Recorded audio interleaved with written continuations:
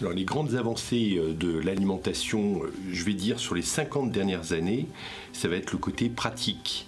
Ça va être également le côté sécurité alimentaire. Maintenant, on n'entend plus parler d'épidémies liées à une consommation d'aliments au niveau de l'aliment fabriqué dans l'industrie.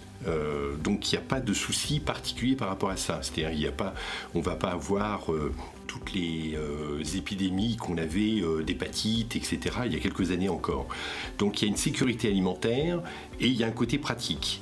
Praticité qui permet en fait un côté nomade de l'alimentation et un côté diminution du temps passé à faire de l'alimentation, c'est-à-dire à cuisiner. Donc le revers, ça va être un petit peu ce côté-là. Ça va être le côté négatif également, c'est-à-dire que les gens cuisinent de moins en moins. Et les gens vont avoir de plus en plus un côté nomade, c'est-à-dire peuvent manger à n'importe quelle heure, n'importe quand et dans n'importe quelle condition leur alimentation.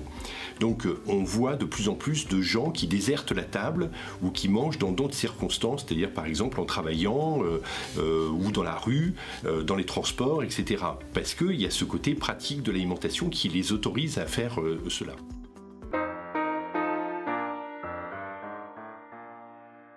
On va mettre en corollaire ce côté transformation de l'alimentation sur les 50 dernières années et qui est en parallèle de l'explosion de l'obésité ou des problèmes pondéraux dans le monde. C'est-à-dire qu'actuellement, vous avez plus d'1 milliard d'individus qui sont touchés par l'obésité dans le monde.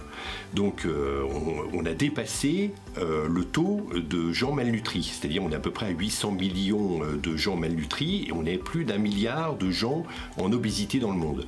Et tous les pays du monde sont touchés par cette épidémie d'obésité. On parle même de pandémie. Pandémie, c'est une épidémie à l'échelle humaine. Donc ça, c'est l'un des problèmes majeurs des 50 dernières années qui est lié à cette transformation et cette industrialisation de l'alimentation. Donc c'est l'apparition de maladies chroniques. C'est-à-dire que les maladies aiguës sont en train de disparaître de plus en plus au profit de maladies chroniques qui elles, tuent de plus en plus. Donc on rentre dans cette problématique-là, c'est-à-dire qu'il y a quelque chose qui ne va pas. C'est-à-dire qu'actuellement, nous sommes en train de fabriquer des maladies sociétales. Alors, des exemples de maladies aiguës, c'est par exemple la tuberculose, des choses comme ça, donc des épidémies infectieuses qui existaient au siècle dernier, voire il y a 2 siècles, et qui ont quasiment disparu dans les pays, en tout cas occidentaux. Donc les maladies chroniques, maintenant, ça va être les cancers, ça peut être les maladies cardiovasculaires, ça peut être le diabète, ça peut être l'obésité. Ça, c'est des maladies qui sont en pleine émergence et qui font que c'est en train éventuellement de faire stagner l'espérance de vie dans certains pays, voire même la faire régresser. Parce qu'aux États-Unis, on arrive actuellement à une diminution de l'espérance de vie depuis quelques années.